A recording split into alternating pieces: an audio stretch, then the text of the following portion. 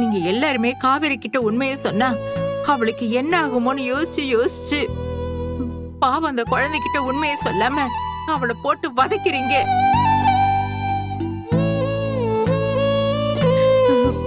இதுக்கு மேலேயே போய் சொல்லி அவளை ஏமாத்தவோ கஷ்டப்படுத்தவோ எனக்கு மனசு வரல. அதான் எல்லா உண்மையும் அவளுக்கும் தெரியும்னு சொல்லிட்டேன். போதுமா? இப்ப வரைக்கும் இந்த விஷயத்தோட சீரியஸ்னஸ் என்னன்னு தெரியாம பேசிட்டு இருக்கீங்கல்ல? இந்த விஷயம் தெரிஞ்சதுனாலதான் காலையில இருந்து அம்மா மூட வீட்டுல இருந்திருக்கா.